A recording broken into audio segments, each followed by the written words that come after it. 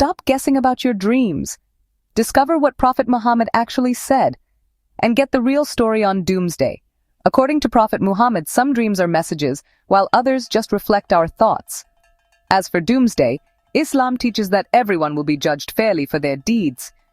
It's not just about fear, it's about hope, mercy, and living right. Want to know more? Hit follow for more insights. Volume 9, Book 87, number 111, narrated by Aisha. The commencement of the divine inspiration to Allah's apostle was in the form of good, righteous, true dreams in his sleep. He never had a dream but that it came true like bright daylight. He used to go in seclusion, the cave of Hira, where he used to worship Allah alone, continuously for many days, nights. He used to take with him the journey food for that stay, and then come back to his wife Khadija to take his food likewise again for another period to stay, till suddenly the truth descended upon him while he was in the cave of Hira. The angel came to him in it and asked him to read. The prophet replied, "I do not know how to read." The prophet added, "The angel caught me, forcefully, and pressed me so hard that I could not bear it any more. He then released me and again asked me to read, and I replied, 'I do not know how to read.' Whereupon he caught me again and pressed me a second time till I could not bear it any more. He then released me and asked me again to read, but again I replied, 'I do not know how to read, or what shall I read?' Thereupon he caught me for the third time and pressed me, and then released me and said, 'Read, in the name of your Lord, who has created all that exists. Has created man from a clot. Read, and your Lord is most generous, up to that which he knew not.' 96.15. Then Allah's apostle returned with the inspiration, his neck muscles twitching with terror, till he entered upon Khadija and said, 'Cover me, cover me!' They covered him till his fear was over, and then he said, 'Oh Khadija, what is wrong with me?'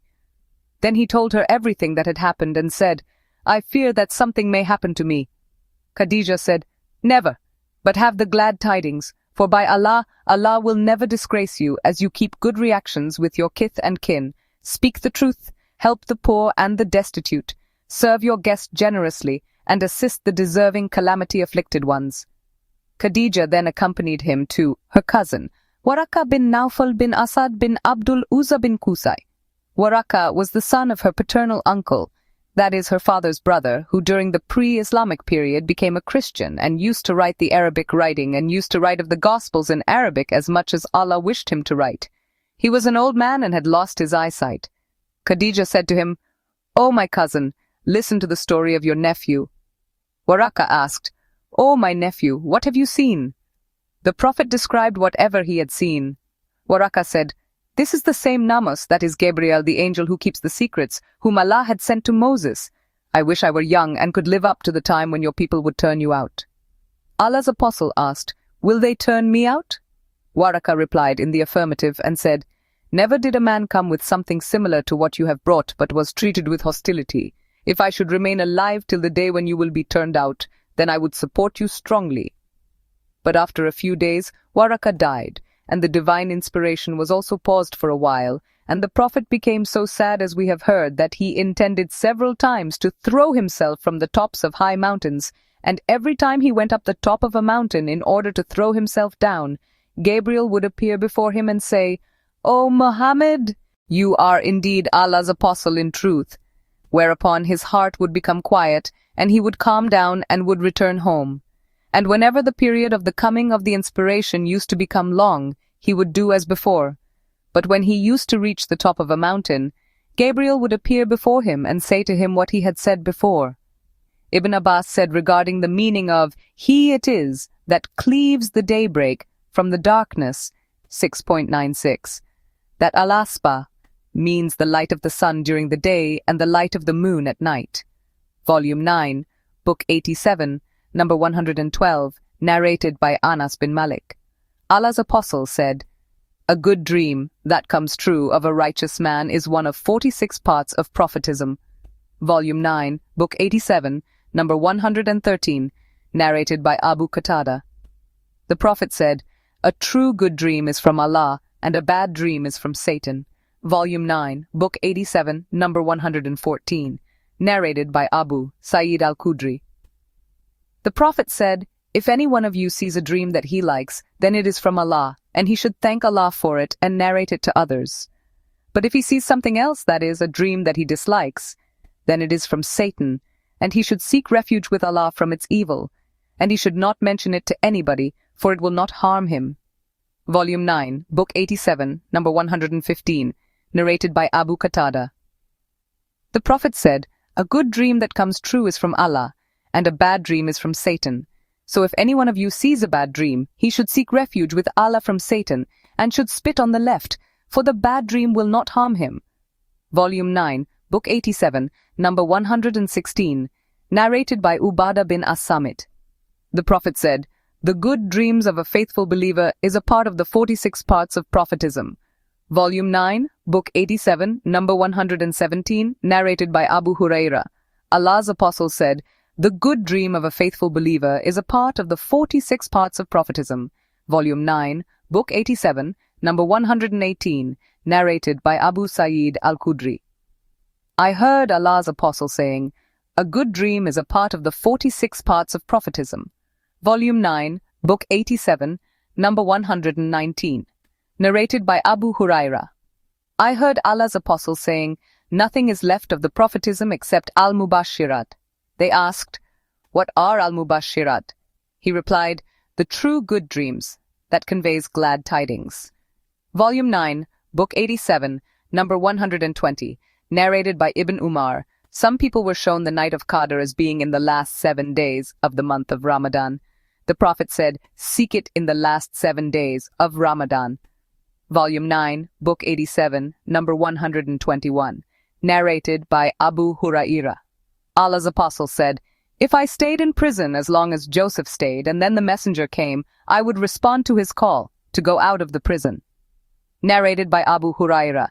I heard the Prophet saying, "Whoever sees me in a dream will see me in his wakefulness, and Satan cannot imitate me in shape."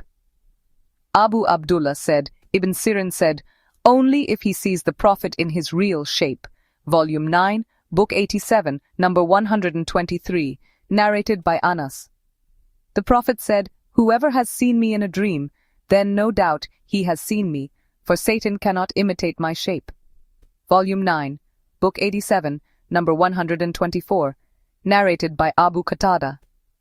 The Prophet said, "A good dream is from Allah and a bad dream is from Satan. So whoever has seen in a dream something he dislike, then he should spit without saliva thrice on his left and seek refuge with Allah from Satan, for it will not harm him, and Satan cannot appear in my shape."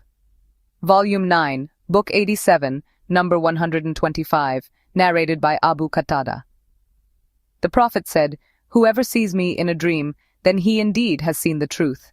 Volume 9, Book 87, number 126, narrated by Abu Sa'id al-Khudri. The Prophet said, "Whoever sees me in a dream, then he indeed has seen the truth, as Satan cannot appear in my shape." Volume 9, Book 87, number 127, narrated by Abu Huraira. The Prophet said, "I have been given the keys of eloquent speech and given victory with awe, cast into the hearts of the enemy. And while I was sleeping last night, the keys of the treasures of the earth were brought to me till they were put in my hand." Abu Huraira added, "Allah's Apostle left this world, and now you people are carrying those treasures from place to place." Volume 9, Book 87, number 128, narrated by Abdullah bin Umar. Allah's Apostle said, "I saw myself, in a dream, near the Kaaba last night, and I saw a man with whitish-red complexion, the best you may see amongst men of that complexion, having long hair reaching his earlobes, which was the best hair of its sort, and he had combed his hair, and water was dropping from it. And he was performing the tawaf around the Kaaba, while he was leaning on 2 men or on the shoulders of 2 men. I asked, 'Who is this man?' Somebody replied, 'He is Messiah, son of Mary.' Then I saw another man with very curly hair, blind in the right eye, which looked like a protruding out grape. I asked, 'Who is this?' Somebody replied, 'He is Messiah, ad-Dajjal.'" Volume 9, Book 87, number 129, narrated by Ibn Abbas, about a man who came to Allah's Apostle and said, "I was shown in a dream last night." Then Ibn Abbas mentioned the narration. Volume 9, Book 87, number 130, narrated by Anas bin Malik. Allah's apostle used to visit Haram bint Milhan. She was the wife of Ubadah bin as-Samit. One day the Prophet visited her and she provided him with food and started looking for lice in his head. Then Allah's apostle slept and afterwards woke up smiling. Haram asked, "What makes you smile, O Allah's apostle?" He said, "Some of my followers were presented before me in my dream as fighters in Allah's cause, sailing in the middle of the seas like kings on the thrones or like kings sitting on their thrones." The narrator Ishaq is not sure as to which expression was correct. Haram added, "I said, O Allah's apostle, invoke Allah to make me one of them." So Allah's apostle invoked Allah for her and then laid his head down and slept. Then he woke up smiling. Again. Haram added, "I said, what makes you smile, O Allah's apostle?" He said, "Some people of my followers were presented before me in a dream as fighters in Allah's cause." He said the same as he had said before. I said, "O Allah's apostle, invoke Allah to make me from them." He said, "You are among the first ones." Then Haram sailed over the sea during the caliphate of Muawiyah bin Abu Sufyan, and she fell down from her riding animal after coming ashore and died. Volume 9, Book 87, number 131, narrated by Kharija bin Zaid bin Thabit al-Ala. An Ansari woman who had given a pledge of allegiance to Allah's apostle told me, "The Muhajirun, emigrants, were distributed amongst us by drawing lots, and we got Uthman bin Mazun in our share. We made him stay with us in our house. Then he suffered from a disease which proved fatal, when he died and was given a bath and was shrouded in his clothes. Allah's apostle came," I said, addressing the dead body, "O Aba as-Sa'ib, may Allah be merciful to you. I testify that Allah has honored you." Allah's apostle said, "How do you know that Allah has honored him?" I replied, "Let my father be sacrificed for you, O Allah's apostle. On whom else shall Allah bestow his honor?" Allah's apostle said, "As for him, by Allah, death has come to him. By Allah, I wish him all good. From Allah. By Allah, in spite of the fact that I am Allah's apostle, I do not know what Allah will do to me." Allah added, "By Allah, I will never attest the righteousness of anybody after that."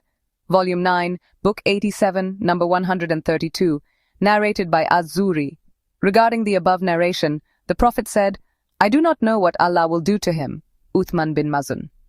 Allah said, "I felt very sorry for that, and then I slept and saw in a dream a flowing spring for Uthman bin Mazun, and told Allah's apostle of that, and he said, 'That flowing spring symbolizes his good deeds.'" Volume 9, Book 87, number 133, narrated by Abu Qatada al-Ansari, a companion of the Prophet and one of his cavalrymen. I heard Allah's apostle saying, "A good dream is from Allah, and a bad dream is from Satan, so if any one of you had a bad dream which he disliked, then he should spit on his left and seek refuge with Allah from it, for it will not harm him." Volume 9, Book 87, number 134, narrated by Ibn Umar. I heard Allah's apostle saying, "While I was sleeping, I was given a bowl full of milk in a dream, and I drank of it to my fill until I noticed its wetness coming out of my nails, and then I gave the rest of it to Umar." They, the people, asked, "What have you interpreted about the dream, O Allah's apostle?" He said, "It is religious knowledge." Volume 9, Book 87, number 135, narrated by Abdullah bin Umar. Allah's apostle said, "While I was sleeping, I was given a bowl full of milk in the dream, and I drank from it to my fill, till I noticed its wetness coming out of my limbs. Then I gave the rest of it to Umar bin al-Khattab. The person sitting around him asked, "What have you interpreted about the dream, O Allah's apostle?" He said, "It is religious knowledge." Volume 9, Book 87, number 136, narrated by Abu Sa'id al-Khudri. Allah's apostle said, "While I was sleeping, some people were displayed before me in a dream. They were wearing shirts, some of which were merely covering their breasts, and some a bit longer. Then there passed before me Umar bin al-Khattab. Wearing a shirt, he was dragging it on the ground behind him. They, the people, asked, "What have you interpreted about the dream, O Allah's apostle?" He said, "The religion." Volume 9, Book 87, number 137, narrated by Abu Sa'id al-Khudri. I heard Allah's apostle saying, "While I was sleeping, I saw, in a dream, the people being displayed before me, wearing shirts, some of which were so short that it reached as far as their breasts, and some reached below that.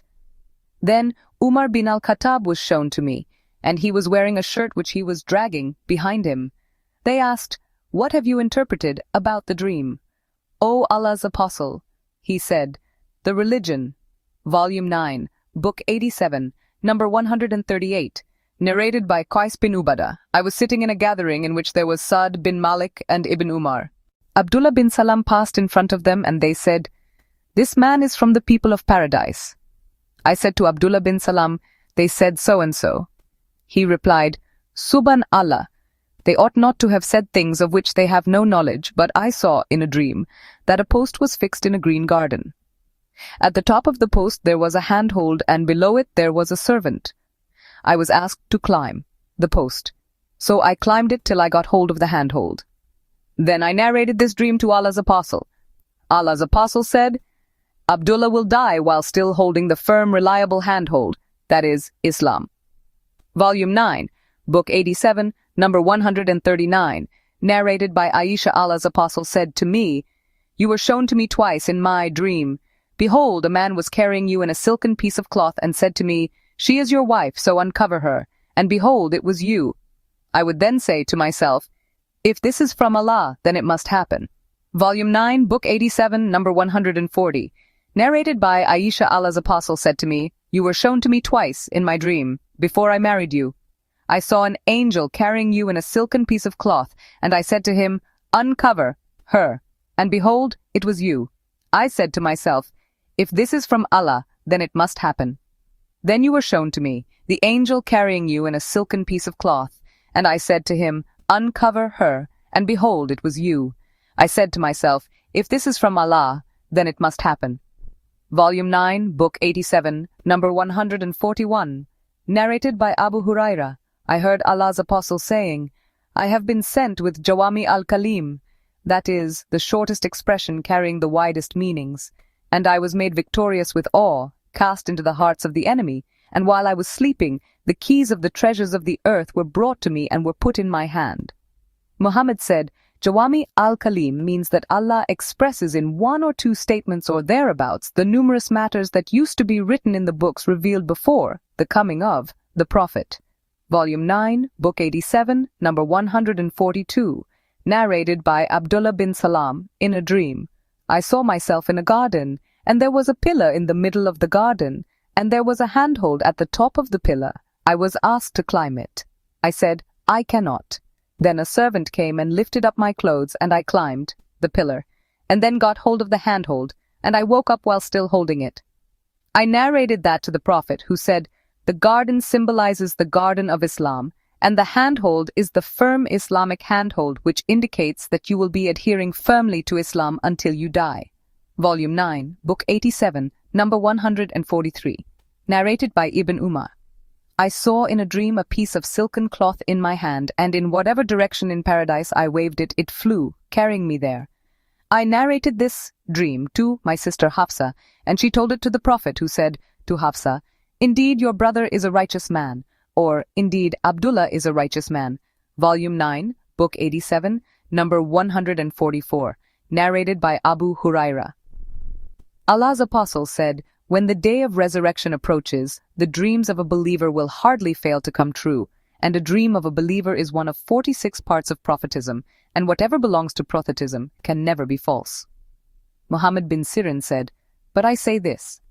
He said, "It used to be said, there are 3 types of dreams: the reflection of one's thoughts and experiences one has during wakefulness, what is suggested by Satan to frighten the dreamer, or glad tidings from Allah. So if someone has a dream which he dislikes, he should not tell it to others, but get up and offer a prayer." He added, he, Abu Huraira, hated to see a gul, that is, iron collar around his neck in a dream, and people like to see fetters on their feet in a dream. The fetters on the feet symbolizes one's constant and firm adherence to religion. And Abu Abdullah said, "Gulls, iron collars, are used only for necks."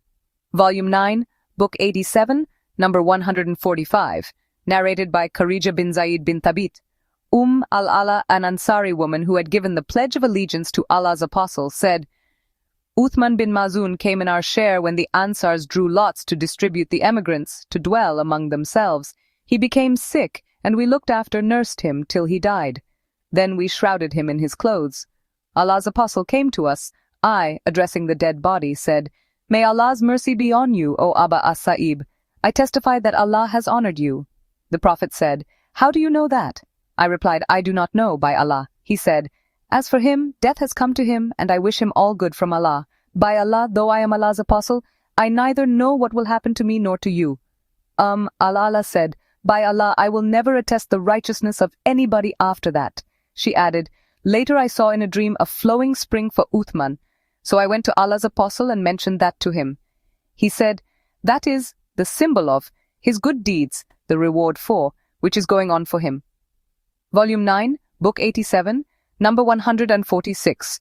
Narrated by Ibn Umar. Allah's apostle said, "I saw in a dream that, while I was standing at a well and drawing water therefrom, suddenly Abu Bakr and Umar came to me. Abu Bakr took the bucket and drew 1 or 2 buckets, full of water, but there was weakness in his pulling, but Allah forgave him. Then Ibn al-Khattab took the bucket from Abu Bakr's hand, and the bucket turned into a very large one in his hand. I have never seen any strong man among the people doing such a hard job as Umar did, till the people drank to their satisfaction, and watered their camels to their fill, and they sat near the water." Volume 9, Book 87, number 147, narrated by Salim's father about the Prophet's dream in which he has seen Abu Bakr and Umar. The Prophet said, "I saw in a dream that the people had gathered." Then Abu Bakr stood up and pulled out 1 or 2 buckets full of water from a well, and there was weakness in his pulling. May Allah forgive him. Then Ibn al-Khattab stood up, and the bucket turned into a very large one, and I have never seen any strong man among the people doing such a hard job. He pulled out so much water that the people drank to their satisfaction, and watered their camels to their fill, and then after quenching their thirst, they sat beside the water. Volume 9, Book 87, number 148, narrated by Abu Huraira. Allah's apostle said, "While I was sleeping, I saw myself standing at a well over which there was a bucket. I pulled out from it as many buckets of water as Allah wished, and then Ibn Abi Quafa, Abu Bakr, took the bucket from me and pulled out 1 or 2 full buckets, and there was weakness in his pull. May Allah forgive him. Then the bucket turned into a very large one, and Umar bin al-Khattab took it. I have never seen any strong man among the people, drawing water with such strength as Umar did, till the people drank to their satisfaction and watered their camels to their fill, whereupon the camels sat beside the water." Volume 9, Book 87, number 149, narrated by Abu Huraira. Allah's apostle said, "While I was sleeping, I saw myself standing over a tank, well, giving water to the people to drink. Then Abu Bakr came to me and took the bucket from me in order to relieve me, and he pulled out 1 or 2 full buckets, and there was weakness in his pulling. May Allah forgive him. Then Ibn al-Khattab took it from him and went on drawing water till the people left, after being satisfied, while the tank was overflowing with water." Volume 9, Book 87, number 150, narrated by Abu Huraira. We were sitting with Allah's apostle. He said, "While I was sleeping, I saw myself in paradise. Suddenly I saw a woman performing ablution beside a palace. I asked, 'For whom is this palace?' They, the angels, replied, 'It is for Umar bin al-Khattab.' Then I remembered Umar's gira and went back hurriedly. On hearing that, Umar started weeping and said, 'Let my father and mother be sacrificed for you, O Allah's apostle. How dare I think of my gira being offended by you?" Volume 9, Book 87, number 151, narrated by Jabir bin Abdullah. Allah's apostle said, "I saw in a dream that I entered paradise, and behold, there was a palace built of gold. I asked, 'For whom is this palace?' They, the angels, replied, 'For a man from the Quraysh.' The Prophet added, 'O Ibn al-Khattab, nothing stopped me from entering it except your gira.' Umar said, 'How dare I think of my gira being offended by you, O Allah's apostle?' Volume 9, Book 87, number 152, narrated by Abu Huraira. We were sitting with Allah's apostle. He said, "While I was sleeping, I saw myself in paradise, and behold, a woman was performing ablution by the side of a palace. I asked, 'For whom is this palace?' They replied, 'For Umar.' Then I remembered the gira of Umar and returned immediately. Umar wept on hearing that, and said, 'Let my father and mother be sacrificed for you, O Allah's apostle. How dare I think of my gira being offended by you?' Volume 9, Book 87, number 153. Narrated by Abdullah bin Umar, Allah's Apostle, said, "While I was sleeping, I saw myself performing the tawaf of the Kaaba. Behold, there I saw a whitish-red, lank-haired man holding himself between two men with water dropping from his hair. I asked, 'Who is this?' The people replied, 'He is the son of Mary.' Then I turned my face to see another man with red complexion, big body, curly hair, and blind in the right eye, which looked like a protruding out grape. I asked, 'Who is he?' They replied, 'He is Ad-Dial. Ibn Qatan resembles him more than anybody else among the people, and Ibn Qatan was a man from Bani al-Mustalik from Khuza'ah.' Volume 9, Book 87, number 154, narrated by Abdullah bin Umar. I heard Allah's Apostle saying, "While I was sleeping, I saw a bowl full of milk was brought to me, and I drank of it to my fill, till I noticed its wetness flowing in my body. Then I gave the remaining of it to Umar. They asked, 'O Allah's Apostle, what have you interpreted about the dream?' He said, 'It is religious knowledge.' See Hadith number 134. Volume 9, Book 87, number 155. Narrated by Ibn Umar. Men from the companions of Allah's Apostle used to see dreams during the lifetime of Allah's Apostle, and they used to narrate those dreams to Allah's Apostle. Allah's Apostle would interpret them as Allah wished. I was a young man and used to stay in the mosque before my wedlock. I said to myself, if there were any good in myself, I too would see what these people see. So when I went to bed one night, I said, "O Allah, if you see any good in me, show me a good dream." So while I was in that state, there came to me, in a dream, two angels. In the hand of each of them there was a mace of iron, and both of them were taking me to hell, and I was between them, invoking Allah, "O Allah, I seek refuge with you from hell." Then I saw myself being confronted by another angel holding a mace of iron in his hand. He said to me, "Do not be afraid, you will be an excellent man if you only pray more often."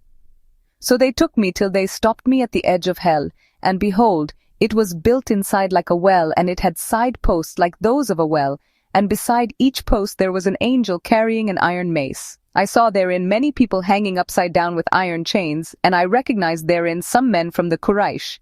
Then the angels took me to the right side. I narrated this dream to my sister Hafsa, and she told it to Allah's Apostle. Allah's Apostle said, "No doubt Abdullah is a good man." Nafi said, "Since then Abdullah bin Umar used to pray much." Volume 9, Book 87, number 156, narrated by Ibn Umar. I was a young unmarried man during the lifetime of the Prophet. I used to sleep in the mosque. Anyone who had a dream would narrate it to the Prophet. I said, "O Allah, if there is any good for me with you, then show me a dream so that Allah's Apostle may interpret it for me." So I slept and saw, in a dream, two angels came to me and took me along with them, and they met another angel who said to me, "Don't be afraid, you are a good man." They took me towards the fire, and behold, it was built inside like a well, and therein I saw people, some of whom I recognized, and then the angels took me to the right side. In the morning, I mentioned that dream to Hafsa. Hafsa told me that she had mentioned it to the Prophet, and he said, "Abdullah is a righteous man if he only prays more at night." Az-Zuri said, "After that, Abdullah used to pray more at night." Volume 9, Book 87, number 157, narrated by Abdullah bin Umar. I heard Allah's Apostle saying, "While I was sleeping, I saw that a cup full of milk was brought to me, and I drank of it, and gave the remaining of it to Umar bin al-Khattab." They asked, "What have you interpreted about the dream, O Allah's Apostle?" The Prophet said, "It is religious knowledge." Volume 9, Book 87, number 158. Narrated by Abdullah bin Abbas. Allah's Apostle said, "While I was sleeping, two golden bangles were put in my two hands, so I got scared, frightened, and disliked it, but I was given permission to blow them off, and they flew away. I interpret it as a symbol of two liars who will appear." Ubaidullah said, "One of them was Al-Ansi, who was killed by Faruz at Yemen, and the other was Musailama, at Najd." Volume 9, Book 87, number 159, narrated by Abu Musa. The Prophet said, "I saw in a dream that I was migrating from Mecca to a land where there were date palm trees. I thought that it might be the land of Al-Yamama or Hajar, but behold, it turned out to be Yathrib, that is Medina. And I saw cows being slaughtered there. but the reward given by Allah is better than worldly benefits. Behold, those cows proved to symbolize the believers who were killed on the day of the battle of Uhud, and the good, which I saw in the dream, was the good and the reward and the truth which Allah bestowed upon us after the Badr battle, or the battle of Uhud, and that was the victory bestowed by Allah in the battle of Khaybar and the conquest of Mecca. Volume 9, Book 87, number 160, narrated by Abu Hurairah. Allah's Apostle said, "We, Muslims, are the last to come, but will be the foremost on the day of resurrection." Allah's Apostle further said, "While sleeping, I was given the treasures of the world, and 2 golden bangles were put in my hands, but I felt much annoyed, and those 2 bangles distressed me very much. But I was inspired that I should blow them off, so I blew them and they flew away. Then I interpreted that those 2 bangles were the liars between whom I was, that is, the one of Sana and the one of Yamama." Volume 9, Book 87, number 161, narrated by Abdullah. The Prophet said, "I saw, in a dream, a black woman with unkempt hair going out of Medina and settling at Mahaya, that is, Al-Jufa. I interpreted that as a symbol of epidemic of Medina being transferred to that place, Al-Jufa." Volume 9, Book 87, number 162, narrated by Abdullah bin Umar concerning the dream of the Prophet in Medina. The Prophet said, "I saw, in a dream, a black woman with unkempt hair going out of Medina and settling at Mahaya. I interpreted that as a symbol of the epidemic of Medina being transferred to Mahaya, namely Al-Jufa." Volume 9, Book 87, number 163, narrated by Salim's father. The Prophet said, "I saw in a dream a black woman with unkempt hair going out of Medina and settling in Mahaya. I interpreted that as a symbol of epidemic of Medina being transferred to Mahaya, namely Al-Jufa." Volume 9, Book 87, number 164, narrated by Abu Musa. The Prophet said, "I saw in a dream that I waved a sword and it broke in the middle, and behold, that symbolized the casualties the believers suffered on the day of the battle of Uhud. Then I waved the sword again, and it became better than it had ever been before, and behold, that symbolized the conquest of Mecca, which Allah brought about, and the gathering of the believers." Volume 9, Book 87, number 165, narrated by Ibn Abbas. The Prophet said, "Whoever claims to have seen a dream which he did not see will be ordered to make a knot between 2 barley grains, which he will not be able to do. And if somebody listens to the talk of some people who do not like him, to listen, or they run away from him, then molten lead will be poured into his ears on the day of resurrection, and whoever makes a picture will be punished on the day of resurrection, and will be ordered to put a soul in that picture, which he will not be able to do." Volume 9, Book 87, number 166, narrated by Ibn Abbas as above, 165. Volume 9, Book 87, number 167, narrated by Ibn Umar. Allah's Apostle said, "The worst lie is that a person claims to have seen a dream which he has not seen." Volume 9, Book 87, number 168, narrated by Abu Salama. I used to see a dream which would make me sick till I heard Abu Qatada saying, "I too used to see a dream which would make me sick till I heard the Prophet saying, 'A good dream is from Allah, so if any one of you saw a dream which he liked, he should not tell it to anybody except to the one whom he loves. And if he saw a dream which he disliked, then he should seek refuge with Allah from its evil and from the evil of Satan, and spit 3 times on his left, and should not tell it to anybody, for it will not harm him." Volume 9, Book 87, number 169, narrated by Abu Sa'id al-Khudri. I heard Allah's Apostle saying, "If any one of you saw a dream which he liked, then that was from Allah, and he should thank Allah for it and tell it to others. But if he saw something else, a dream which he did not like, then that is from Satan, and he should seek refuge with Allah from it, and should not tell it to anybody, for it will not harm him." Volume 9, Book 88, number 170, narrated by Ibn Abbas. A man came to Allah's Apostle and said, "I saw in a dream a cloud having shade. Butter and honey were dropping from it, and I saw the people gathering it in their hands, some gathering much and some a little. And behold, there was a rope extending from the earth to the sky, and I saw that you, the Prophet, held it and went up, and then another man held it and went up, and after that another, third held it and went up, and then after another, fourth man held it, but it broke and then got connected again. Abu Bakr said, "O Allah's apostle, let my father be sacrificed for you. Allow me to interpret this dream." The Prophet said to him, "Interpret it."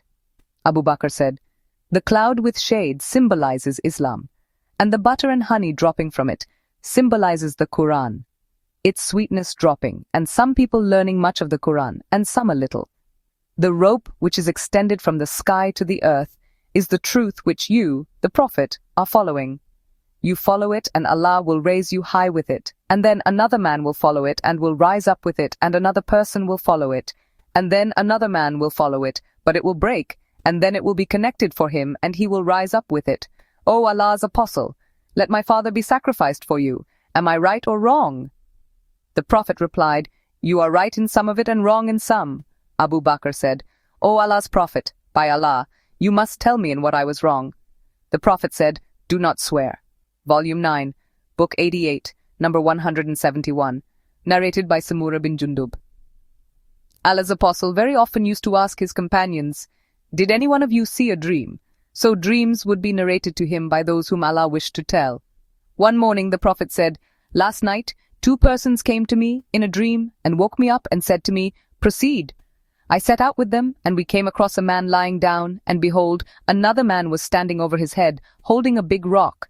Behold, he was throwing the rock at the man's head, injuring it. The rock rolled away, and the thrower followed it and took it back. By the time he reached the man, his head returned to the normal state. The thrower then did the same as he had done before. I said to my 2 companions, 'Subhanallah, who are these 2 persons?' They said, 'Proceed.' So we proceeded and came to a man lying flat on his back, and another man standing over his head with an iron hook, and behold, he would put the hook in one side of the man's mouth and tear off that side of his face to the back of the neck, and similarly tear his nose from front to back and his eye from front to back. Then he turned to the other side of the man's face and did just as he had done with the other side. He hardly completed this side when the other side returned to its normal state. Then he returned to it to repeat what he had done before. I said to my 2 companions, 'Subhanallah, who are these 2 persons?' They said to me, 'Proceed.' So we proceeded and came across something like a tanner, a kind of baking oven, a pit usually clay-lined for baking bread. I think the Prophet said, 'In that oven to hear was much noise and voices.' The Prophet added, 'We looked into it and found naked men and women, and behold, a flame of fire was reaching to them from underneath, and when it reached them, they cried loudly. I asked them, 'Who are these?' They said to me, 'Proceed.' And so we proceeded and came across a river. I think he said, 'red like blood.' The Prophet added, 'And behold, in the river there was a man swimming, and on the bank there was a man who had collected many stones. Behold, while the other man was swimming, he went near him. The former opened his mouth, and the latter, on the bank, threw a stone into his mouth, whereupon he went swimming again. He returned, and every time the performance was repeated, I asked my 2 companions, 'Who are these 2 persons?' They replied, 'Proceed, proceed.' And we proceeded till we came to a man with a repulsive appearance, the most repulsive appearance you ever saw a man having. Beside him there was a fire, and he was kindling it and running around it. I asked my companions, 'Who is this man?' They said to me, 'Proceed, proceed.' So we proceeded till we reached a garden of deep green, dense vegetation, having all sorts of spring colors. In the midst of the garden there was a very tall man, and I could hardly see his head because of his great height, and around him there were children in such a large number as I have never seen. I said to my companions, 'Who is this?' They replied, 'Proceed, proceed.' So we proceeded till we came to a majestic, huge garden, greater and better than I have ever seen. My 2 companions said to me, 'Go up,' and I went up. The Prophet added, 'So we ascended till we reached a city built of gold and silver bricks, and we went to its gate, and asked the gatekeeper to open the gate. And it was opened, and we entered the city and found in it men with one side of their bodies as handsome as the handsomest person you have ever seen, and the other side as ugly as the ugliest person you have ever seen. My 2 companions ordered those men to throw themselves into the river. Behold, there was a river flowing across the city, and its water was like milk in whiteness. Those men went and threw themselves in it, and then returned to us after the ugliness of their bodies had disappeared and they became in the best shape. The Prophet further added, "My two companions, angels, said to me, 'This place is the Eden paradise, and that is your place.' I raised up my sight, and behold, there I saw a palace like a white cloud. My two companions said to me, 'That palace is your place.' I said to them, 'May Allah bless you both. Let me enter it.' They replied, 'As for now, you will not enter it, but you shall enter it one day.' I said to them, 'I have seen many wonders tonight. What does all that mean which I have seen?' They replied, 'We will inform you.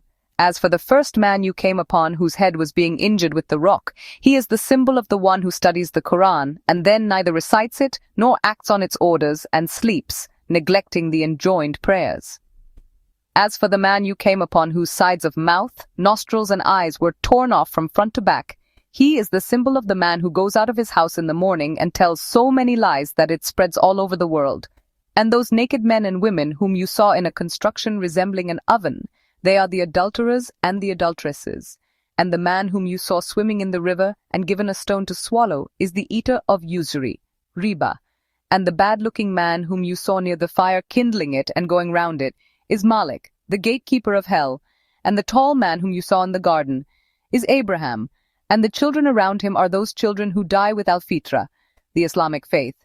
The narrator added, "Some Muslims asked the Prophet, 'O Allah's Apostle, what about the children of pagans?' The Prophet replied, 'And also the children of pagans.' The Prophet added, "My two companions added, 'The men you saw half handsome and half ugly were those persons who had mixed an act that was good with another that was bad, but Allah forgave them.'" Volume 9, Book 88, number 172. Narrated by Asma. The Prophet said, "I will be at my lake fount, Kauthar, waiting for whoever will come to me. Then some people will be taken away from me, whereupon I will say, 'My followers.' It will be said, 'You do not know they turned apostates as renegades, deserted their religion.'" Ibn Abi Mulaika said, "Allah, we seek refuge with you from turning on our heels from the Islamic religion and from being put to trial." Volume 9, Book 88, number 173. Narrated by Abdullah. The Prophet said, "I am your predecessor at the lake fount, Kauthar, and some men amongst you will be brought to me, and when I will try to hand them some water, they will be pulled away from me by force, whereupon I will say, 'O Lord, my companions.' Then the Almighty will say, 'You do not know what they did after you left. They introduced new things into the religion after you." Volume 9, Book 88, number 174. Narrated by Sal bin Sa'd. I heard the Prophet saying, "I am your predecessor at the lake fount, Kauthar, and whoever will come to it will drink from it, and whoever will drink from it will never become thirsty after that. There will come to me some people whom I know and they know me, and then a barrier will be set up between me and them." Abu Said al-Khudri added that the Prophet further said, "I will say those people are from me. It will be said, 'You do not know what changes and new things they did after you.' Then I will say, 'Far removed from mercy, those who changed the religion after me.'" Volume 9, Book 88, number 175, narrated by Abdullah, Allah's Apostle, said to us, "You will see after me selfishness on the part of other people and other matters that you will disapprove of." They asked, "What do you order us to do, O Allah's Apostle, under such circumstances?" He said, "Pay their rights to them, to the rulers, and ask your right from Allah."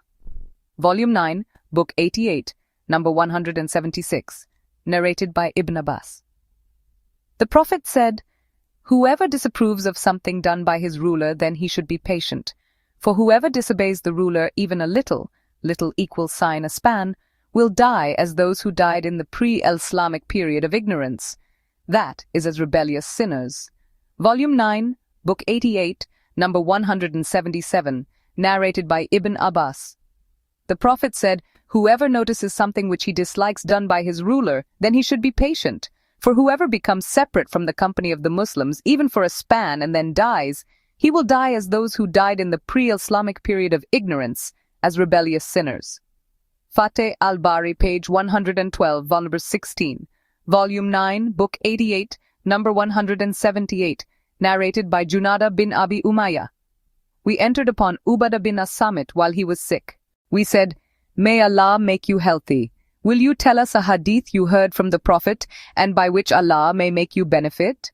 He said, "The Prophet called us and we gave him the pledge of allegiance for Islam, and among the conditions on which he took the pledge from us was that we were to listen and obey the orders, both at the time when we were active and at the time when we were tired, and at our difficult time and at our ease, and to be obedient to the ruler and give him his right even if he did not give us our right, and not to fight against him unless we noticed him having open kufr, disbelief, for which we would have a proof with us from Allah." Volume 9, Book 88, number 179, narrated by Usaid bin Hudayr. A man came to the Prophet and said, "O Allah's apostle, you appointed such and such person and you did not appoint me?"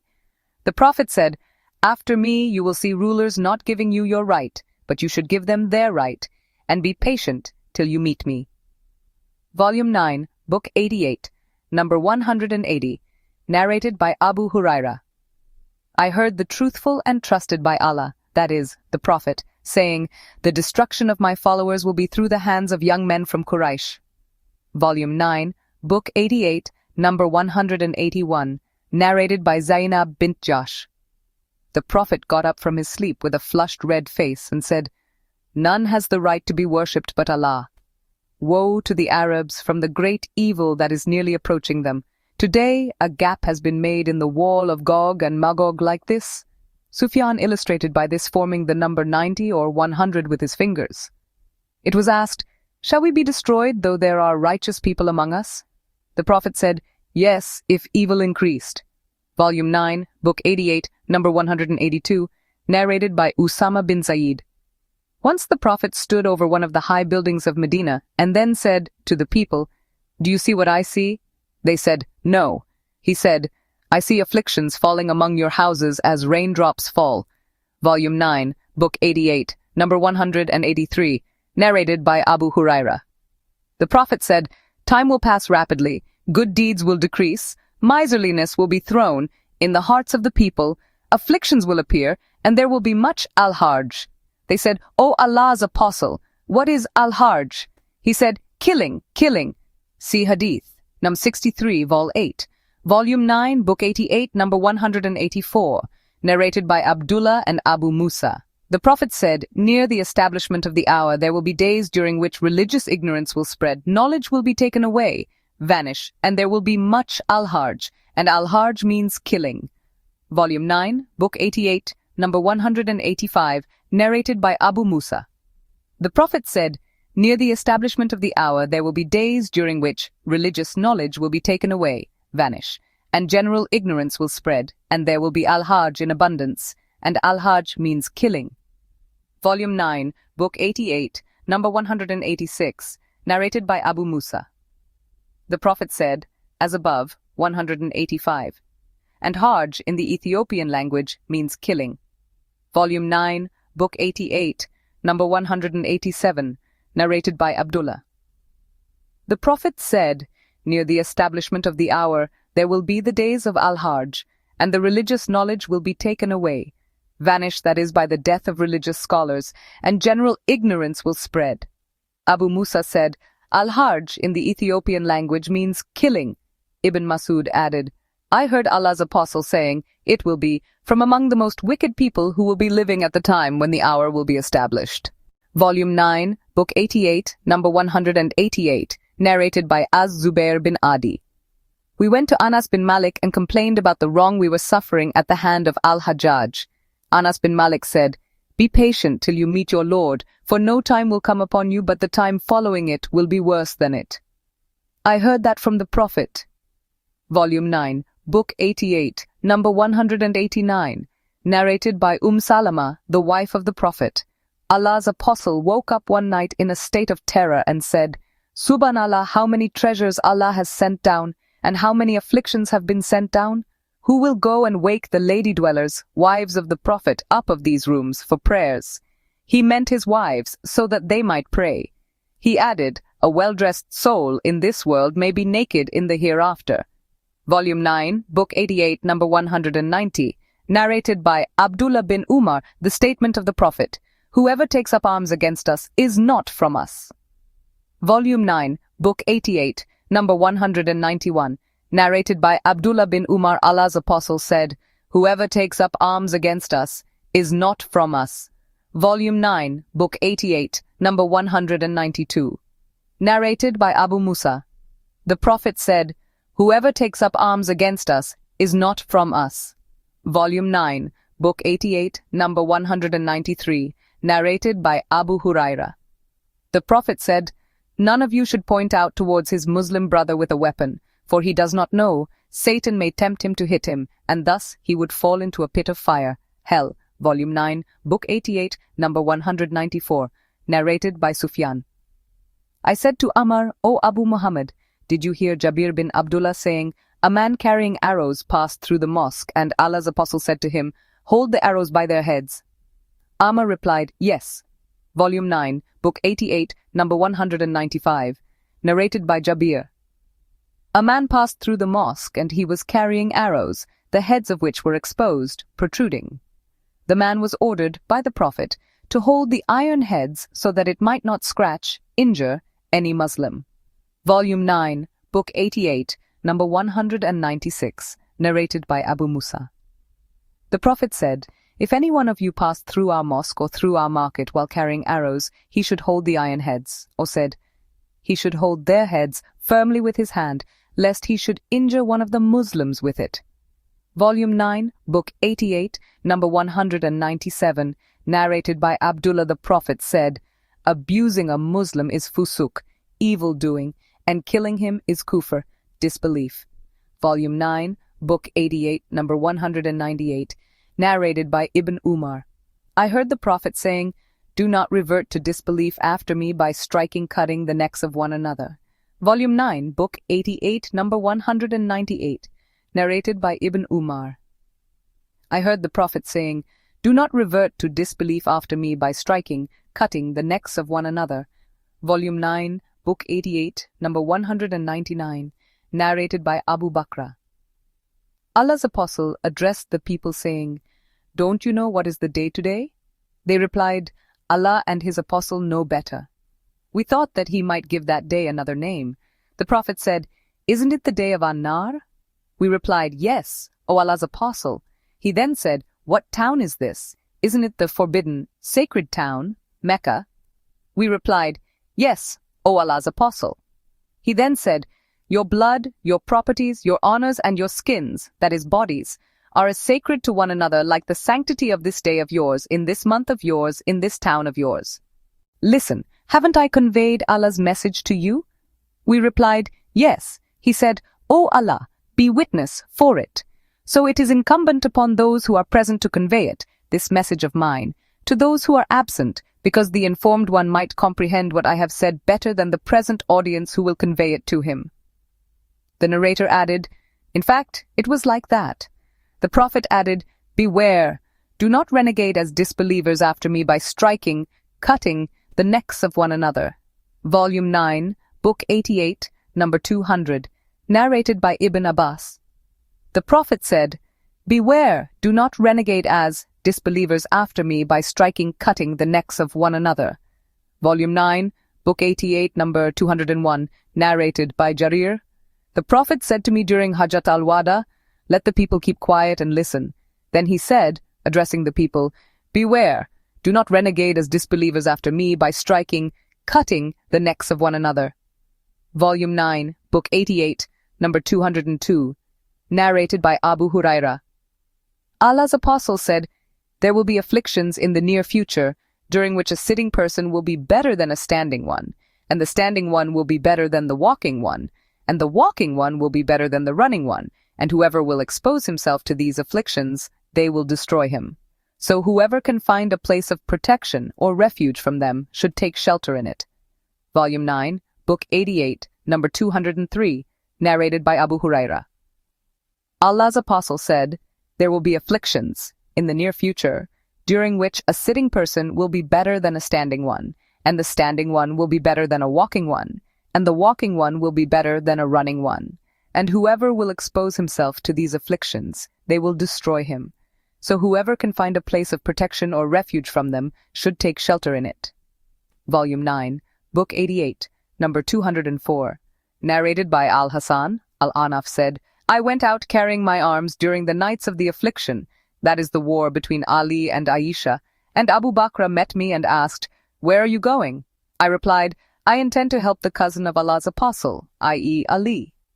Abu Bakr said, Allah's apostle said, If two Muslims take out their swords to fight each other, then both of them will be from amongst the people of the hellfire.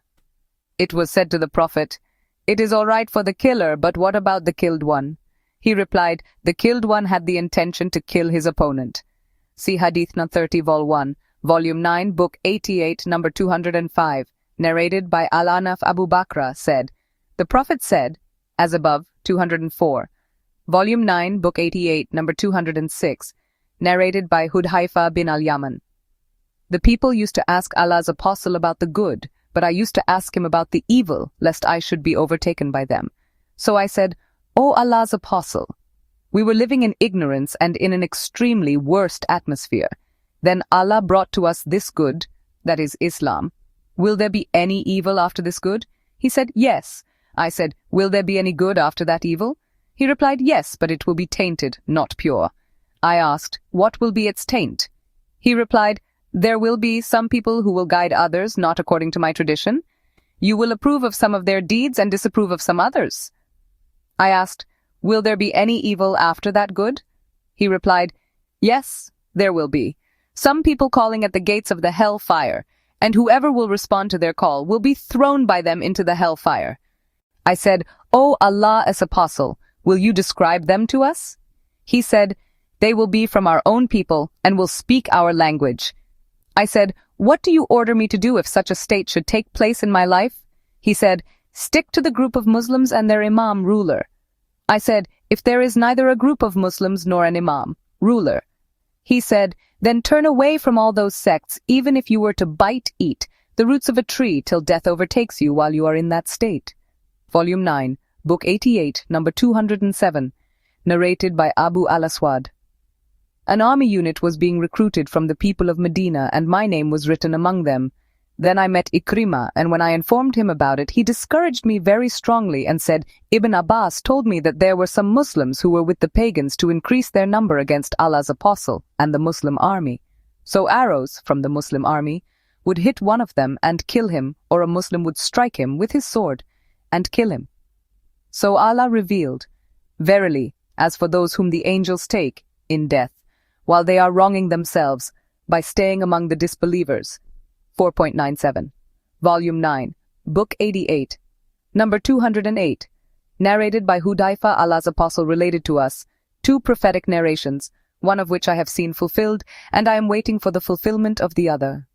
The Prophet told us that the virtue of honesty descended in the roots of men's hearts from Allah, and then they learned it from the Quran, and then they learned it from the Sunnah, the Prophet's traditions. The Prophet further told us how that honesty will be taken away.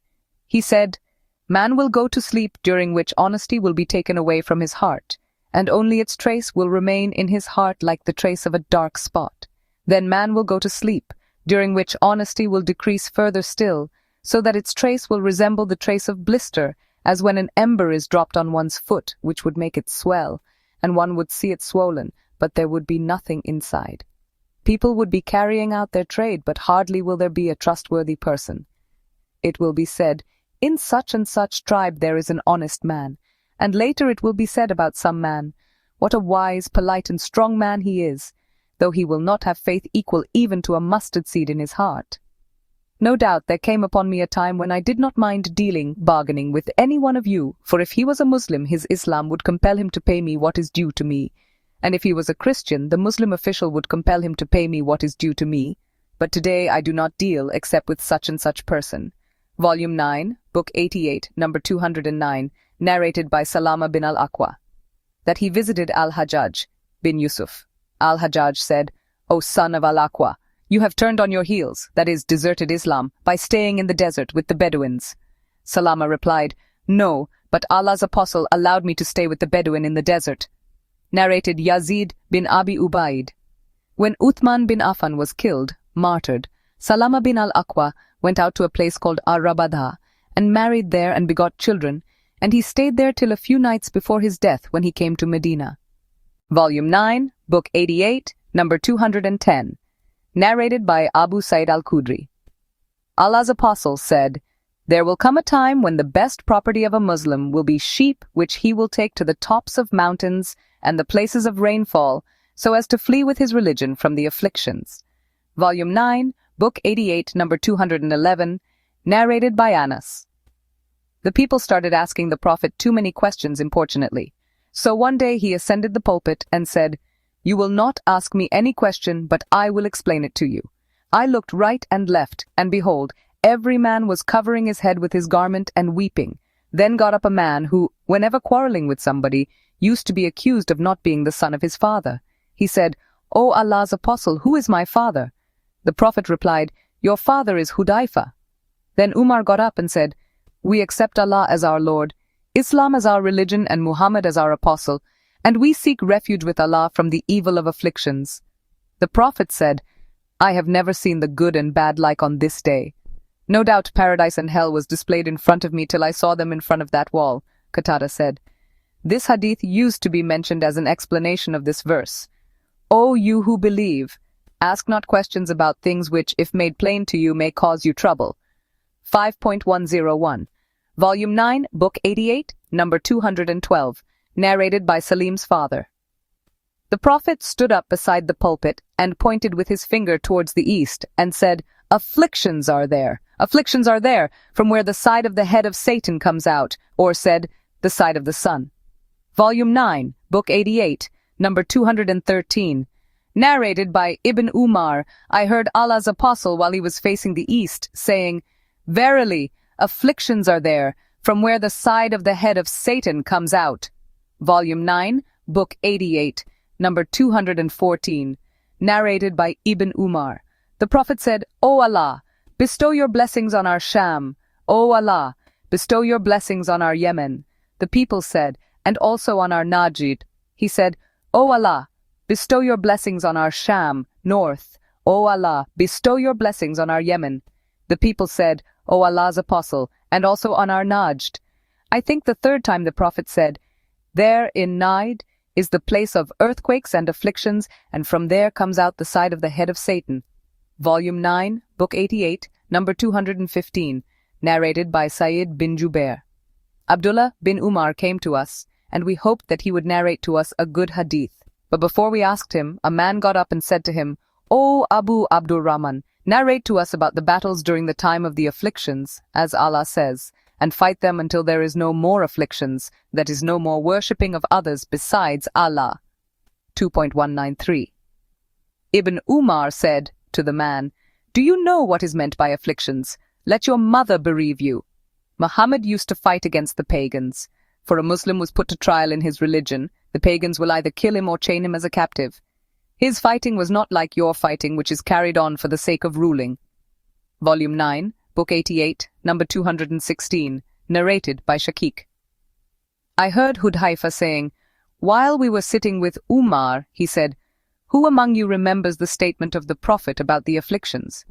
Hudhaifa said, "The affliction of a man in his family, his property, his children, and his neighbors are expiated by his prayers, zakat, and alms, and enjoining good and forbidding evil." Umar said, "I do not ask you about these afflictions, but about those afflictions which will move like the waves of the sea." Hudhaifa said, "Don't worry about it, O chief of the believers, for there is a closed door between you and them." Umar said, "Will that door be broken or opened?" I said, "No, it will be broken." Umar said, "Then it will never be closed." I said, "Yes." We asked Hudhaifa, "Did Umar know what that door meant?" He replied, "Yes, as I know that there will be night before tomorrow morning. That is because I narrated to him a true narration free from errors." We dared not ask Hudhaifa as to whom the door represented, so we ordered Masruq to ask him, "What does the door stand for?" He replied, "Umar." Volume 9, Book 88, number 217, narrated by Abu Musa al-Ashari. The Prophet went out to one of the gardens of Medina for some business, and I went out to follow him. When he entered the garden, I sat at its gate and said to myself, "Today I will be the gatekeeper of the Prophet, though he has not ordered me." The Prophet went and finished his need and went to sit on the constructed edge of the well, and uncovered his legs and hung them in the well. In the meantime, Abu Bakr came and asked permission to enter. I said to him, "Wait till I get you permission." Abu Bakr waited outside, and I went to the Prophet and said, "O Allah's Prophet, Abu Bakr asks your permission to enter." He said, "Admit him and give him the glad tidings of entering paradise." So Abu Bakr entered and sat on the right side of the Prophet and uncovered his legs and hung them in the well. Then Umar came, and I said to him, "Wait till I get you permission." The Prophet said, "Admit him and give him the glad tidings of entering paradise." So Umar entered and sat on the left side of the Prophet and uncovered his legs and hung them in the well, so that one side of the well became fully occupied, and there remained no place for anyone to sit. Then Uthman came, and I said to him, "Wait till I get permission for you." The Prophet said, "Admit him and give him the glad tidings of entering paradise with a calamity which will befall him." When he entered, he could not find any place to sit with them, so he went to the other edge of the well opposite them and uncovered his legs and hung them in the well. I wished that a brother of mine would come, so I invoked Allah for his coming. Ibn al-Musayyab said, I interpreted that narration as indicating their graves. The first three are together, and the grave of Uthman is separate from theirs. Volume 9, Book 88, number 218, narrated by Abu Wail. Someone said to Usama, "Will you not talk to this Uthman?" Usama said, "I talked to him secretly without being the first man to open an evil door. I will never tell a ruler who rules over 2 men or more that he is good after I heard Allah's apostle saying, 'A man will be brought and put in hell, fire, and he will circumambulate, go around and round in hell, fire, like a donkey of a flour grinding mill, and all the people of hell, fire, will gather around him and will say to him, "Oh, so-and-so, didn't you use to order others for good and forbid them from evil?" That man will say, "I used to order others to do good, but I myself never used to do it, and I used to forbid others from evil while I myself used to do evil." Volume 9, Book 88, number 219, narrated by Abu Bakr. During the Battle of Al-Jamal, Allah benefited me with a word I heard from the Prophet. When the Prophet heard the news that the people of the Persia had made the daughter of Khosrau their queen, ruler, he said, "Never will succeed such a nation as makes a woman their ruler." Volume 9, Book 88, number 220, narrated by Abu Maryam Abdullah bin Ziyad al-Asadi. When Talha, Azubair and Aisha moved to Basra, Ali sent Ammar bin Yasir and Hassan bin Ali, who came to us at Kufa, and ascended the pulpit. Al-Hassan bin Ali was at the top of the pulpit, and Ammar was below Al-Hassan. We all gathered before him. I heard Ammar saying, "Aisha has moved to Al-Busra. By Allah, she is the wife of your Prophet in this world and in the hereafter. But Allah has put you to test whether you obey him, Allah, or her, Aisha." Volume 9, Book 88, number 221, narrated by Abu Wail. Ammar stood on the pulpit at Kufa and mentioned Aisha and her coming to Busra, and said, "She is the wife of your Prophet in this world and in the hereafter, but you people are being put to test in this issue." Volume 9, Book 88, number 222, narrated by Abu Wail. Abu Musa and Abi Masud went to Ammar when Ali had sent him to Kufa to exhort them to fight on Ali's side. They said to him, "Since you have become a Muslim, we have never seen you doing a deed more criticizable to us than your haste in this matter." Ammar said, "Since you, both, became Muslims, I have never seen you doing a deed more criticizable to me than your keeping away from this matter." Then Abu Masud provided Ammar and Abu Musa with 2-piece outfits to wear, and one of them went to the mosque of Kufa. Volume 9, Book 88, number 223, narrated by Shakik bin Salama. I was sitting with Abu Masud and Abu Musa and Ammar. Abu Masud said to Ammar, "There is none of your companions, but if I wish, I could find fault with him, except with you. Since you joined the company of the Prophet, I have never seen anything done by you more criticizable by me than your haste in this issue." Ammar said, "O Abu Masud, I have never seen anything done by you or by this companion of yours, that is Abu Musa, more criticizable by me than your keeping away from this issue since the time you both joined the company of the Prophet." Then Abu Masud, who was a rich man, said to his servant, "O boy, bring 2 suits." Then he gave one to Abu Musa and the other to Ammar, and said to them, "Put on these suits before going for the Friday prayer." Volume 9, Book 88, number 224. Narrated by Ibn Umar, Allah's apostle said, "If Allah sends punishment upon a nation, then it befalls upon the whole population indiscriminately, and then they will be resurrected and judged according to their deeds." Volume 9, Book 88, number 225, narrated by Al-Hasan al-Basri. When Al-Hasan bin Ali moved with army units against Muawiyah, Amr bin al-As said to Muawiyah, "I see an army that will not retreat unless and until the opposing army retreats." Muawiyah said, "If the Muslims are killed, who will look after their children?" Amr bin al-As said, "I will look after them." On that, Abdullah bin Amir and Abdul Rahman bin Samura said, "Let us meet Muawiyah and suggest peace." Al-Hasan al-Basri added, "No doubt I heard that Abu Bakr said, once while the Prophet was addressing the people, Al-Hasan bin Ali came and the Prophet said, 'This son of mine is a chief, and Allah may make peace between two groups of Muslims through him.'" Volume 9, Book 88, number 226, narrated by Harmala, Usama's Mawla. Usama bin Zaid sent me to Ali at Kufa and said, "Ali will ask you, what has prevented your companion from joining me? You then should say to him, if you, Ali, were in the mouth of a lion, I would like to be with you. But in this matter I won't take any part." Harmala added, "Ali didn't give me anything when I conveyed the message to him, so I went to Hassan, Hussein, and Ibn Jafar, and they loaded my camels with much wealth." Volume 9, Book 88, number 227, narrated by Nafi. When the people of Medina dethroned Yazid bin Muawiyah, Ibn Umar gathered his special friends and children and said, "I heard the Prophet saying, 'A flag will be fixed for every betrayer on the day of resurrection,' and we have given the oath of allegiance to this person, Yazid, in accordance with the conditions enjoined by Allah and His Apostle. And I do not know of anything more faithless than fighting a person who has been given the oath of allegiance in accordance with the conditions enjoined by Allah and His Apostle. And if ever I learn that any person among you has agreed to dethrone Yazid by giving the oath of allegiance to somebody else, then there will be separation between him and me." Volume 9, Book 88, number 228, narrated by Abu al-Minhal. When Ibn Ziyad and Marwan were in Sham, and Ibn az-Zubair took over the authority in Mecca, and Qurra, the Kharijites, revolted in Basra, I went out with my father to Abu Barza al-Aslami till we entered upon him in his house while he was sitting in the shade of a room built of cane. So we sat with him, and my father started talking to him, saying, "O Abu Barza, don't you see in what dilemma the people has fallen?" The first thing heard him saying, "I seek reward from Allah for myself because of being angry and scornful at the Quraysh tribe.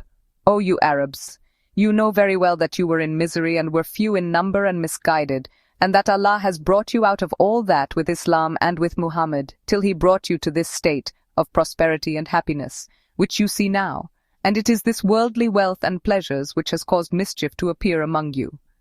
The one who is in Sham, that is, Marwan, by Allah, is not fighting except for the sake of worldly gain, and those who are among you by Allah are not fighting except for the sake of worldly gain, and that one who is in Mecca, that is, Ibn az-Zubair, by Allah, is not fighting except for the sake of worldly gain."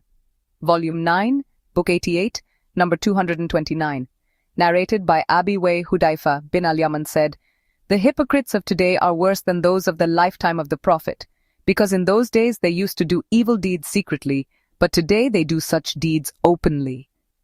Volume 9, Book 88, number 230, narrated by Abi Ashasha, Hudayfa said, "In fact, it was hypocrisy that existed in the lifetime of the Prophet, but today it is kufr, disbelief after belief." Volume 9, Book 88, number 231, narrated by Abu Huraira. The Prophet said, "The hour will not be established till a man passes by a grave of somebody and says, 'Would that I were in his place.'" Volume 9, Book 88, number 232, narrated by Abu Huraira. Allah's Apostle said, "The hour will not be established till the buttocks of the women of the tribe of Daus move while going round Di al-Khalasa." Di al-Khalasa was the idol of the Daus tribe, which they used to worship in the pre-Islamic period of ignorance. Volume 9, Book 88, number 233, narrated by Abu Huraira. Allah's Apostle said, The hour will not be established till a man from Qatan appears, driving the people with his stick. Volume 9, Book 88, number 234, narrated by Abu Huraira. Allah's apostle said, "The hour will not be established till a fire will come out of the land of Hijaz, and it will throw light on the necks of the camels at Busra." Volume 9, Book 88, number 235, narrated by Abu Huraira. Allah's apostle said, "Soon the river Euphrates will disclose the treasure, the mountain of gold, so whoever will be present at that time should not take anything of it." Al-Araj narrated from Abi Huraira that the Prophet said the same, but he said, "It, Euphrates, will uncover a mountain of gold under it." Volume 9, Book 88, number 236, narrated by Haritha bin Wahb. I heard Allah's apostle saying, "Give in charity, because there will come a time on the people when a person will go out with his alms from place to place, but will not find anybody to accept it." Volume 9, Book 88, number 237, narrated by Abu Huraira. Allah's apostle said, "The hour will not be established, 1, till 2 big groups fight each other, whereupon there will be a great number of casualties on both sides, and they will be following one and the same religious doctrine. 2, till about 30 Dajjals, liars, appear, and each one of them will claim that he is Allah's apostle. 3, till the religious knowledge is taken away by the death of religious scholars. 4, earthquakes will increase in number. 5, time will pass quickly. 6, afflictions will appear. 7, al-harj, that is killing, will increase. 8, till wealth will be in abundance. So abundant that a wealthy person will worry lest nobody should accept his zakat, and whenever he will present it to someone, that person to whom it will be offered will say, 'I am not in need of it.' 9, till the people compete with one another in constructing high buildings. 10, till a man when passing by a grave of someone will say, 'Would that I were in his place.' 11, until the sun rises from the west. So when the sun will rise, and the people will see it, rising from the west, they will all believe, embrace Islam. But that will be the time when, as Allah said, 'No good will it do to a soul to believe then, if it believed not before, nor earned good by deeds of righteousness through its faith.' 6.158. And the hour will be established while 2 men spreading a garment in front of them, but they will not be able to sell it, nor fold it up. And the hour will be established when a man has milked his she-camel and has taken away the milk, but he will not be able to drink it. And the hour will be established before a man repairing a tank for his livestock is able to water his animals in it. And the hour will be established when a person has raised a morsel of food to his mouth, but will not be able to eat it. Volume 9, Book 88, number 238, narrated by Al-Mughira bin Shuba. Nobody asked the Prophet as many questions as I asked regarding Ad-Dajjal. The Prophet said to me, "What worries you about him?" I said, "Because the people say that he will have a mountain of bread and a river of water with him. That is, he will have abundance of food and water." The Prophet said, "Nay, he is too mean to be allowed such a thing by Allah. But it is only to test mankind whether they believe in Allah or in Ad-Dajjal." Volume 9, Book 88, number 239, narrated by Anas bin Malik. The Prophet said, "Ad-Dajjal will come and encamp at a place close to Medina, and then Medina will shake thrice, whereupon every kafir, disbeliever, and hypocrite will go out of Medina towards him." Volume 9, Book 88, number 240, narrated by Abu Bakr. The Prophet said, "The terror caused by Al-Masih ad-Dajjal will not enter Medina, and at that time Medina will have 7 gates, and there will be 2 angels at each gate, guarding them." Volume 9, Book 88, number 241, narrated by Abdullah bin Umar. Allah's apostle stood up amongst the people and then praised and glorified Allah as he deserved, and then he mentioned Ad-Dajjal, saying, "I warn you of him, and there was no prophet but warned his followers of him. But I will tell you something about him which no prophet has told his followers. Ad-Dajjal is one-eyed, whereas Allah is not."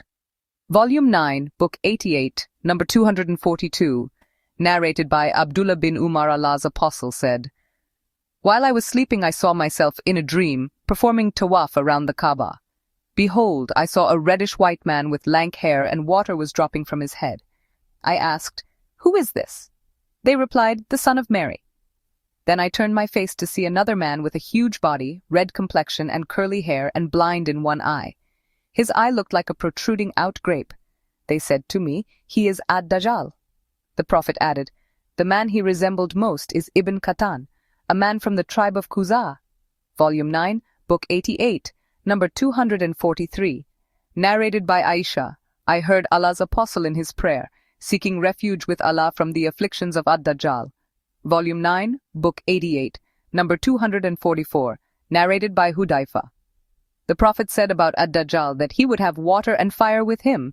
What would seem to be fire would be cold water, and what would seem to be water would be fire. Volume 9, Book 88, number 245, narrated by Anas. The Prophet said, "No prophet was sent but that he warned his followers against the one-eyed liar, Ad-Dajjal. Beware, he is blind in one eye, and your Lord is not so, and there will be written between his, Ad-Dajjal's eyes, the word kafir, that is disbeliever." This hadith is also quoted by Abu Huraira and Ibn Abbas.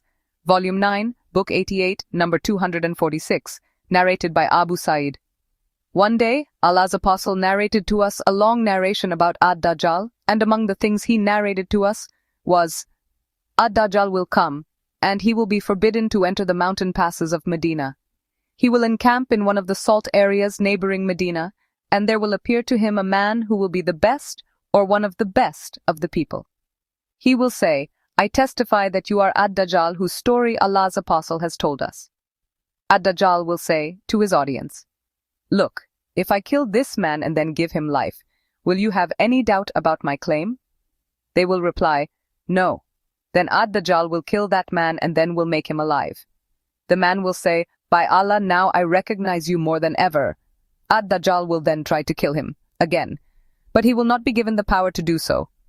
Volume 9, Book 88, number 247, narrated by Abu Huraira. Allah's Apostle said, "There are angels at the mountain passes of Medina, so that neither plague nor Ad-Dajjal can enter it." Volume 9, Book 88, number 248, narrated by Anas bin Malik. The Prophet said, "Ad-Dajjal will come to Medina and find the angels guarding it. So Allah willing, neither Ad-Dajjal nor plague will be able to come near it." Volume 9, Book 88, number 249, narrated by Zainab bint Jahsh. That one day Allah's Apostle entered upon her in a state of fear and said, "None has the right to be worshipped but Allah. Woe to the Arabs from the great evil that has approached them. Today a hole has been opened in the dam of Gog and Magog like this." The Prophet made a circle with his index finger and thumb.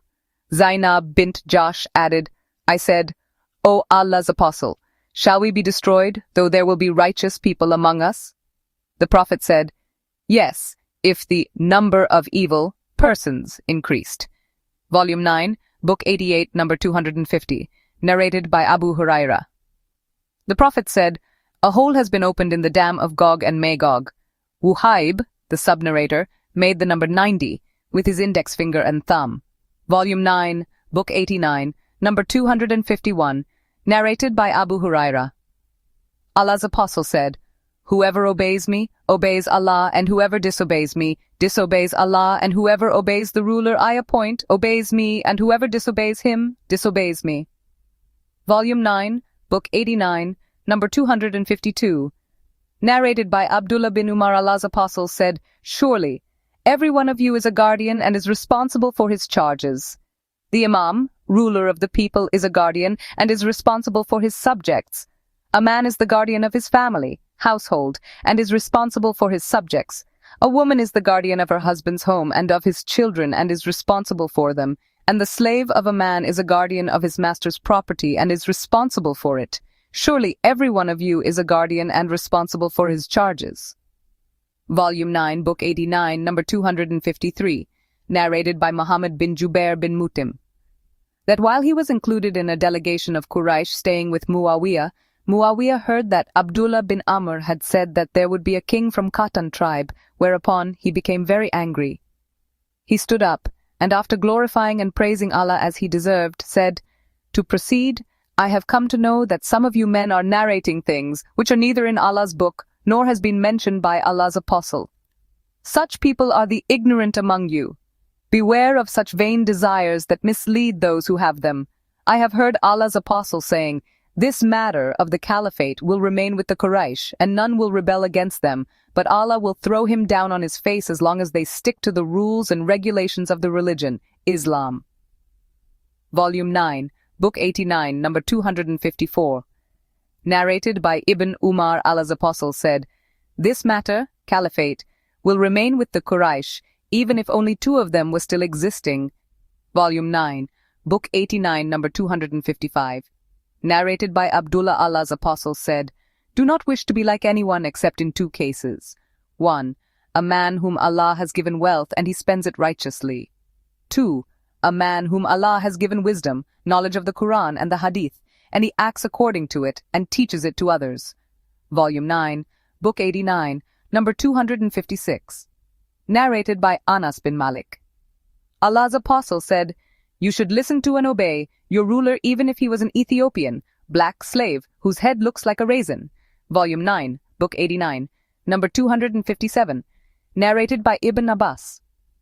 The Prophet said, "If somebody sees his Muslim ruler doing something he disapproves of, he should be patient, for whoever becomes separate from the Muslim group, even for a span, and then dies, he will die as those who died in the pre-Islamic period of ignorance, as rebellious sinners."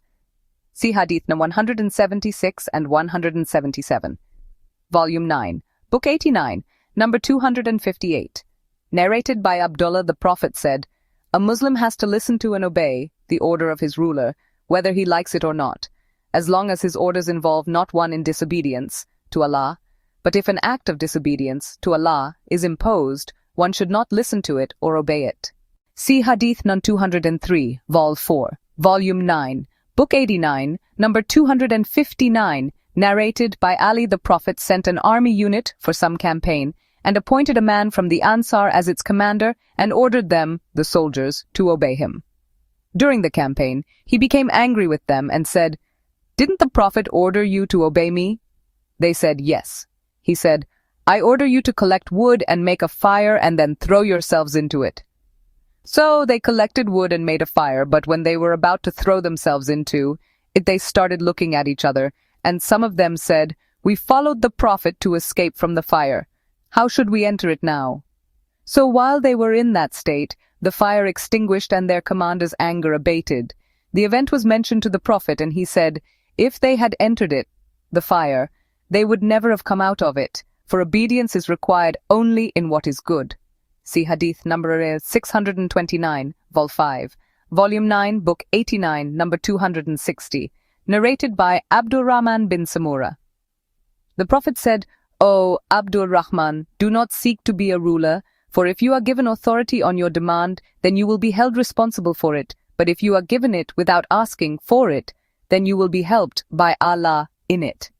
If you ever take an oath to do something, and later on you find that something else is better, then you should expiate your oath and do what is better." Volume 9, Book 89, number 261, narrated by Abdurrahman bin Samura. Allah's apostle said, "O Abdurrahman bin Samura, do not seek to be a ruler, for if you are given authority on your demand, you will be held responsible for it. But if you are given it without asking for it, then you will be helped by Allah in it. If you ever take an oath to do something and later on you find that something else is better, then do what is better and make expiation for your oath." Volume 9, Book 89, number 262, narrated by Abu Huraira. The Prophet said, "You people will be keen to have the authority of ruling, which will be a thing of regret for you on the day of resurrection. What an excellent wet nurse it is, yet what a bad weaning one it is." Volume 9, Book 89, number 263, narrated by Abu Musa. 2 men from my tribe and I entered upon the Prophet. One of the 2 men said to the Prophet, "O Allah's apostle, appoint me as a governor," and so did the second. The Prophet said, "We do not assign the authority of ruling to those who ask for it, nor to those who are keen to have it." Volume 9, Book 89, number 264, narrated by Makil. I heard the Prophet saying, "Any man whom Allah has given the authority of ruling some people and he does not look after them in an honest manner will never feel even the smell of paradise." Volume 9, Book 89, number 265, narrated by Makil. Allah's apostle said, If any ruler having the authority to rule Muslim subjects dies while he is deceiving them, Allah will forbid paradise for him. Volume 9, Book 89, number 266, narrated by Tarif Abi Tamima. I saw Safwan and Jundab and Safwan's companions when Jundab was advising. They said, "Did you hear something from Allah's apostle?" Jundab said, "I heard him saying, whoever does a good deed in order to show off, Allah will expose his intentions on the day of resurrection before the people, and whoever puts the people into difficulties, Allah will put him into difficulties on the day of resurrection." The people said to Jundab, "Advise us." He said, "The first thing of the human body to purify is the abdomen, so he who can eat nothing but good food, halal and earned lawfully, should do so, and he who does as much as he can that nothing intervene between him and paradise by not shedding even a handful of blood, that is murdering, should do so." Volume 9, Book 89, number 267, narrated by Anas bin Malik, Allah's apostle. The Prophet said, "You will be with the one whom you love." Volume 9, Book 89, number 268, narrated by Thabit al-Bunani. Anas bin Malik said to a woman of his family, "Do you know such and such a woman?" She replied, "Yes." He said, "The Prophet passed by her while she was weeping over a grave, and he said to her, 'Be afraid of Allah and be patient.' The woman said to the Prophet, 'Go away from me, for you do not know my calamity.'" Anas added, "The Prophet left her and proceeded. A man passed by her and asked her, 'What has Allah's apostle said to you?' She replied, 'I did not recognize him.' The man said, 'He was Allah's apostle.' Anas added, "So that woman came to the gate of the Prophet and she did not find a gatekeeper there, and she said, 'O Allah's apostle, by Allah, I did not recognize you.' The Prophet said, 'No doubt patience is at the first stroke of a calamity.'" Volume 9, Book 89, number 269, narrated by Anas. Qais bin Saad was to the Prophet like a chief police officer to an emir, chief.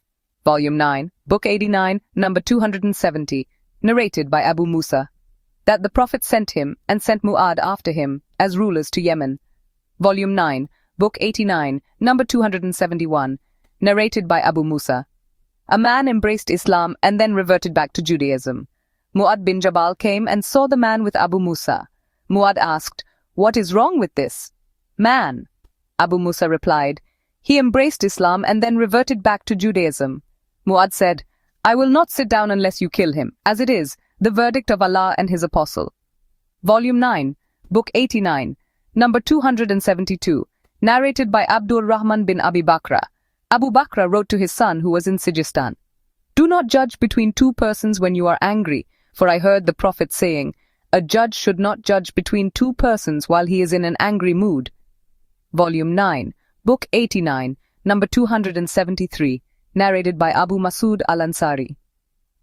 A man came to Allah's apostle and said, "O Allah's apostle, by Allah, I failed to attend the morning congregational prayer because so-and-so, that is, Mu'ad bin Jabal, prolongs the prayer when he leads us for it."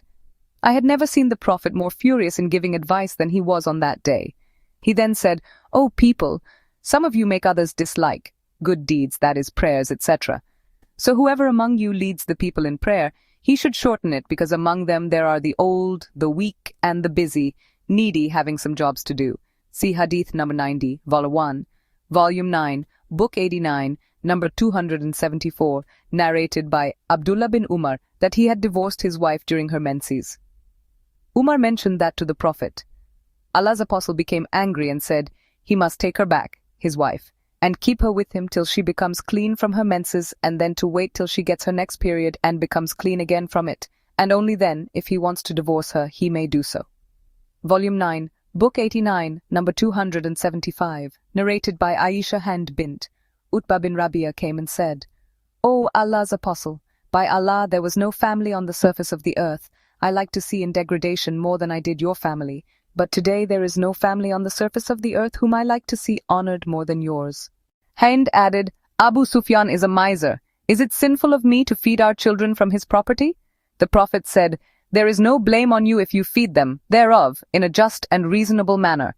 Volume 9, Book 89, number 276, narrated by Anas bin Malik. When the Prophet intended to write to the Byzantines, the people said, "They do not read a letter unless it is sealed, stamped." Therefore the Prophet took a silver ring, as if I am looking at its glitter now, and its engraving was Muhammad, Apostle of Allah. Volume 9, Book 89, number 277, narrated by Abdullah bin as-Sadi, that when he went to Umar during his caliphate, Umar said to him, "Haven't I been told that you do certain jobs for the people, but when you are given payment, you refuse to take it?" Abdullah added, "I said, yes." Umar said, "Why do you do so?" I said, "I have horses and slaves, and I am living in prosperity, and I wish that my payment should be kept as a charitable gift for the Muslims." Umar said, "Do not do so, for I intended to do the same as you do. Allah's apostles used to give me gifts, and I used to say to him, 'Give it to a more needy one than me.' Once he gave me some money, and I said, 'Give it to a more needy person than me.' Whereupon the Prophet said, 'Take it and keep it in your possession, and then give it in charity. Take whatever comes to you of this money if you are not keen to have it and not asking for it. Otherwise, that is, if it does not come to you, do not seek to have it yourself." Narrated Abdullah bin Umar, I have heard Umar saying, "The Prophet used to give me some money, grant, and I would say to him, 'Give it to a more needy one than me.' Once he gave me some money, and I said, 'Give it to a more needy one than me.' The Prophet said to me, 'Take it and keep it in your possession, and then give it in charity. Take whatever comes to you of this money while you are not keen to have it and not asking for it. Take it, but you should not seek to have what you are not given." Volume 9, Book 89, number 278, narrated by Sal bin Saad. I witnessed a husband and a wife who were involved in a case of li'an. Then, the judgment of divorce was passed. I was 15 years of age at that time. Volume 9, Book 89, number 279, narrated by Sal, the brother of Bani Sa'idah. A man from the Ansar came to the Prophet and said, "If a man finds another man sleeping with his wife, should he kill him?" That man and his wife then did li'an in the mosque while I was present. Volume 9, Book 89, number 280, narrated by Abu Huraira. A man came to Allah's Apostle while he was in the mosque and called him, saying, "O Allah's Apostle, I have committed illegal sexual intercourse." The Prophet turned his face to the other side, but when the man gave 4 witnesses against himself, the Prophet said to him, "Are you mad?" The man said, "No." So the Prophet said to his companions, "Take him away and stone him to death." Volume 9, Book 89, number 281, narrated by Salama. Allah's Apostle said, "I am only a human being, and you people, opponents, come to me with your cases. And it may be that one of you can present his case eloquently in a more convincing way than the other, and I give my verdict according to what I hear. So if ever I judge, by error, and give the right of a brother to his other brother, then he, the latter, should not take it, for I am giving him only a piece of fire." See Hadith Nun 638, Vol 3, Volume 9, Book 89, number 282, narrated by Abu Qatada. Allah's Apostle said on the day of the Battle of Hunain, "Whoever has killed an infidel and has a proof or a witness for it, then the salb, arms and belongings of that deceased, will be for him." I stood up to seek a witness to testify that I had killed an infidel, but I could not find any witness, and then sat down. Then I thought that I should mention the case to Allah's Apostle Fun, and when I did so, a man from those who were sitting with him said, "The arms of the killed person he has mentioned are with me, so please satisfy him on my behalf." Abu Bakr said, "No, he will not give the arms to a bird of Quraysh and deprive one of Allah's lions of it who fights for the cause of Allah and his apostle."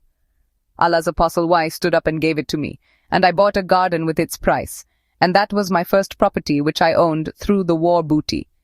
The people of Hijaz said, "A judge should not pass a judgment according to his knowledge, whether he was a witness at the time he was the judge or before that. And if a litigant gives a confession in favor of his opponent in the court, in the opinion of some scholars, the judge should not pass a judgment against him till the latter calls 2 witnesses to witness his confession." And some people of Iraq said, "A judge can pass a judgment according to what he hears or witnesses, the litigant's confession, in the court itself. But if the confession takes place outside the court, he should not pass the judgment unless 2 witnesses witness the confession." Some of them said, "A judge can pass a judgment depending on his knowledge of the case as he is trustworthy, and that a witness is required just to reveal the truth. the judge's knowledge is more than the witness. Some said, a judge can judge according to his knowledge only in cases involving property, but in other cases he cannot. Al-Qasim said, a judge ought not to pass a judgment depending on his knowledge if other people do not know what he knows, although his knowledge is more than the witness of somebody else, because he might expose himself to suspicion by the Muslims and cause the Muslims to have unreasonable doubt. Volume 9, Book 89, number 283, narrated by Ali bin Hussein Safiya bint, daughter of Huyai, came to the Prophet in the mosque, and when she returned home, the Prophet accompanied her. It happened that two men from the Ansar passed by them, and the Prophet called them, saying, she is Safiya. Those two men said, Subhan Allah. The Prophet said, Satan circulates in the human body as blood does. Volume 9, Book 89, number 284, narrated by Abu Burda. The Prophet sent my father and Mu'ad bin Jabal to Yemen and said to them, make things easy for the people and do not put hurdles in their way, and give them glad tidings and don't let them have aversion. That is to make people to hate good deeds, and you both should work in cooperation and mutual understanding. Abu Musa said to Allah's apostle, in our country a special alcoholic drink called al-bit is prepared for drinking. The Prophet said, every intoxicant is prohibited. Volume 9, Book 89, number 285, narrated by Abu Musa. The Prophet said, set free the captives and accept invitations.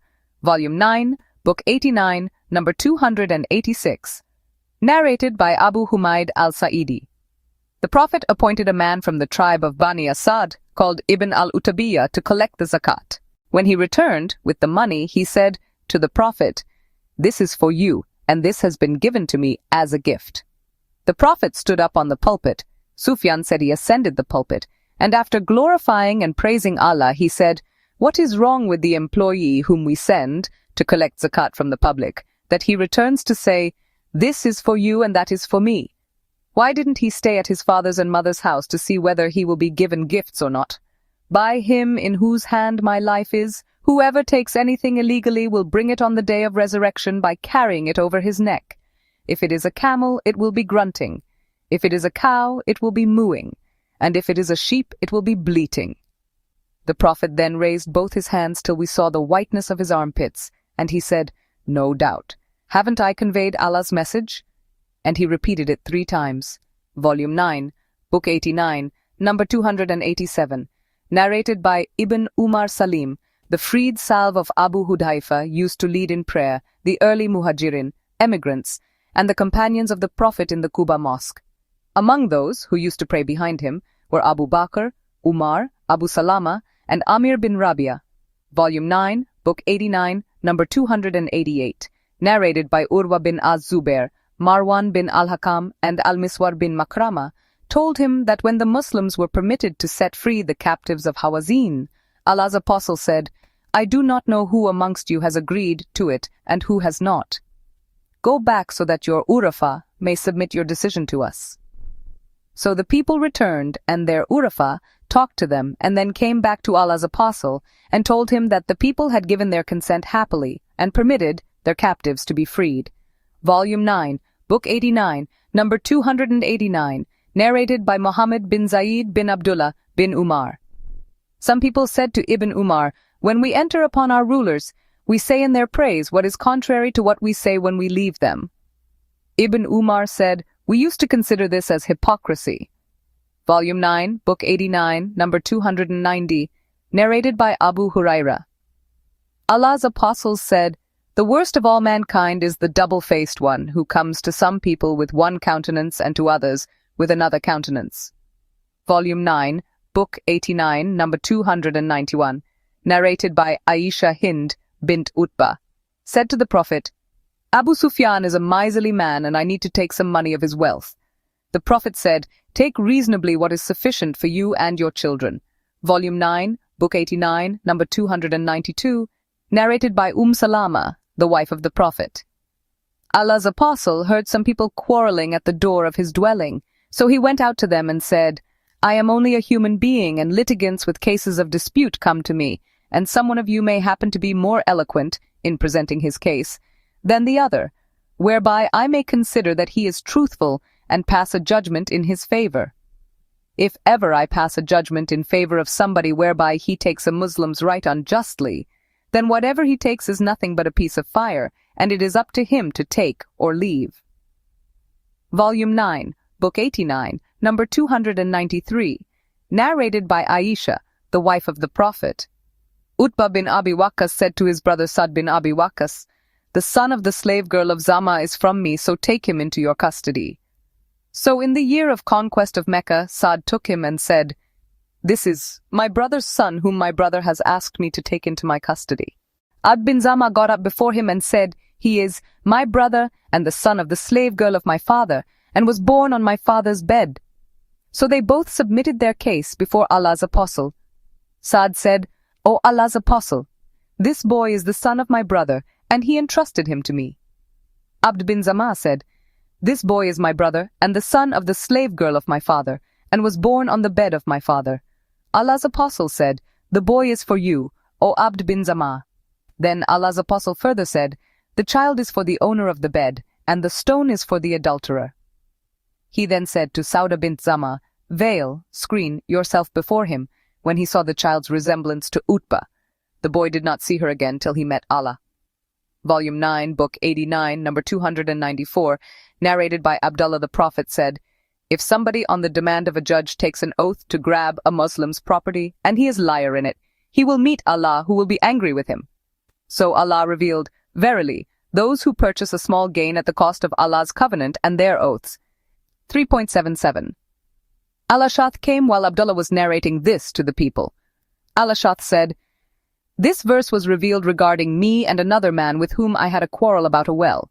The Prophet said to me, 'Do you have any evidence?' I replied, 'No.' He said, 'Let your opponent take an oath.' I said, 'I am sure he would take a false oath.' Thereupon it was revealed, 'Verily, those who purchase a small gain at the cost of Allah's covenant.' 3.77. See Hadith 972, Vol 6. Volume 9, Book 89, number 295, narrated by Salama. The Prophet heard the voices of some people quarreling near his gate, so he went to them and said, "I am only a human being, and litigants with cases of disputes come to me, and maybe one of them presents his case eloquently in a more convincing and impressive way than the other, and I give my verdict in his favor thinking he is truthful. So, if I give a Muslim's right to another, by mistake, then that property is a piece of fire, which is up to him to take it or leave it." See Hadith 281.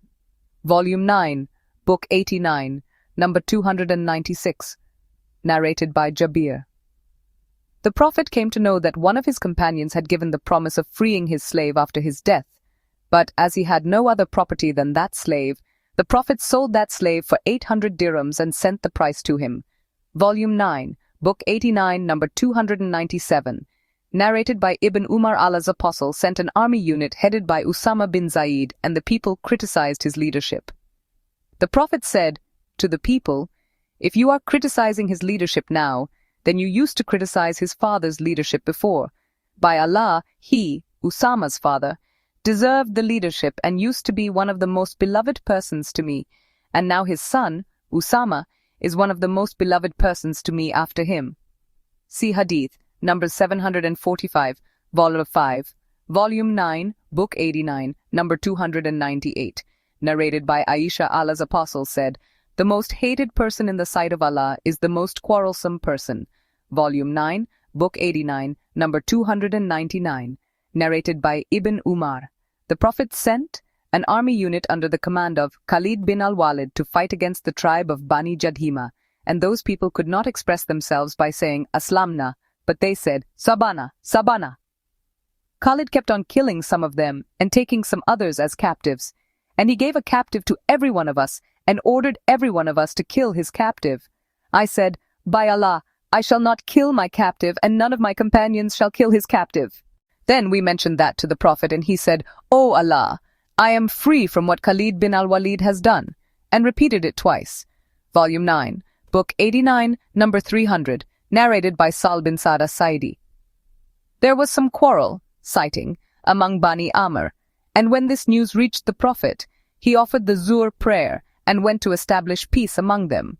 In the meantime, the time of Asr prayer was due. Bilal pronounced the adhan and then the iqama for the prayer and requested Abu Bakr to lead the prayer, and Abu Bakr went forward. The Prophet arrived while Abu Bakr was still praying. He entered the rows of praying people till he stood behind Abu Bakr in the first row. The people started clapping, and it was the habit of Abu Bakr that whenever he stood for prayer, he never glanced sideways till he had finished it. But when Abu Bakr observed that the clapping was not coming to an end, he looked and saw the Prophet standing behind him. The Prophet beckoned him to carry on by waving his hand. Abu Bakr stood there for a while, thanking Allah for the saying of the Prophet, and then he retreated, taking his steps backwards. When the Prophet saw that, he went ahead and led the people in prayer. When he finished the prayer, he said, "O Abu Bakr, what prevented you from carrying on with the prayer after I beckoned you to do so?" Abu Bakr replied, "It does not befit the son of Abi Quafa to lead the Prophet in prayer." Then the Prophet said to the people, "If some problem arises during prayers, then the men should say, Subhanallah, and the women should clap." See Hadith number 652, Vol 1. Volume 9, Book 89, number 301, narrated by Zayd bin Thabit. Abu Bakr sent for me owing to the large number of casualties in the Battle of Al-Yamama, while Umar was sitting with him. Abu Bakr said to me, "Umar has come to me and said, a great number of qaris of the Holy Quran were killed on the day of the Battle of Al-Yamama, and I am afraid that the casualties among the qaris of the Quran may increase on other battlefields, whereby a large part of the Quran may be lost. Therefore I consider it advisable that you, Abu Bakr, should have the Quran collected." I said, "How dare I do something which Allah's apostle did not do?" Umar said, "By Allah, it is something beneficial." Umar kept on pressing me for that till Allah opened my chest for that for which he had opened the chest of Umar, and I had in that matter the same opinion as Umar had. Abu Bakr then said to me, "Zayd, you are a wise young man, and we do not have any suspicion about you, and you used to write the divine inspiration for Allah's apostle. So you should search for the fragmentary scripts of the Quran and collect it in one book." Zayd further said, "By Allah, if Abu Bakr had ordered me to shift a mountain among the mountains from one place to another, it would not have been heavier for me than this, ordering me to collect the Quran." Then I said to Umar and Abu Bakr, "How can you do something which Allah's apostle did not do?" Abu Bakr said, "By Allah, it is something beneficial." Zayd added, "So he, Abu Bakr, kept on pressing me for that until Allah opened my chest for that for which he had opened the chests of Abu Bakr and Umar, and I had in that matter the same opinion as theirs. So I started compiling the Quran by collecting it from the leafless stalks of the date palm tree, and from the pieces of leather and hides, and from the stones, and from the chests of men who had memorized the Quran. I found the last verses of Sirat at-Tawbah. "Verily, there has come unto you an apostle, Muhammad, from amongst yourselves," 9.128-129, "from Kuzaima or Abi Kuzaima," and I added to it the rest of the surah. The manuscripts of the Quran remained with Abu Bakr till Allah took him unto him.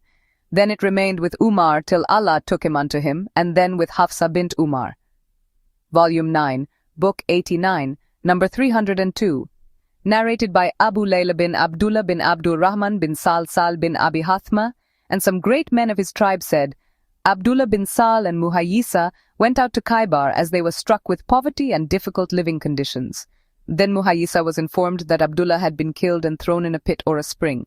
Muhayyisa went to the Jews and said, "By Allah, you have killed my companion." The Jews said, "By Allah, we have not killed him." Muhayyisa then came back to his people and told them the story. He, his elder brother Huwaisa, and Abdur Rahman bin Sal came to the Prophet, and he who had been at Khaybar proceeded to speak. But the Prophet said to Muhayyisa, the eldest, meaning, "Let the eldest of you speak." So Huwaisa spoke first, and then Muhayyisa. Allah's apostle said, "The Jews should either pay the blood money of your deceased companion or be ready for war." After that, Allah's apostle wrote a letter to the Jews in that respect, and they wrote that they had not killed him. Then Allah's apostle said to Huwaisa, "Muhayyisa and Abdur Rahman, can you take an oath by which you will be entitled to take the blood money?" They said, "No." He said to them, "Shall we ask the Jews to take an oath before you?" They replied, "But the Jews are not Muslims." So Allah's apostle gave them 100 she-camels as blood money from himself. Sal added, "When those she-camels were made to enter the house, one of them kicked me with its leg." Volume 9, Book 89, number 303, narrated by Abu Huraira and Zaid bin Khalid al-Juhani. A Bedouin came and said, "O Allah's apostle, judge between us according to Allah's book, laws." His opponent stood up and said, "He has said the truth, so judge between us according to Allah's laws." The Bedouin said, "My son was a laborer for this man and committed illegal sexual intercourse with his wife. The people said to me, 'Your son is to be stoned to death.' So I ransomed my son for 100 sheep and a slave girl. Then I asked the religious learned men, and they said to me, 'Your son has to receive 100 lashes plus 1 year of exile.' The Prophet said, 'I shall judge between you according to Allah's book, laws. As for the slave girl and the sheep, it shall be returned to you, and your son shall receive 100 lashes and be exiled for 1 year. O you, Unais." The Prophet addressed some man, "Go in the morning to the wife of this man and stone her to death." So Unais went to her the next morning and stoned her to death.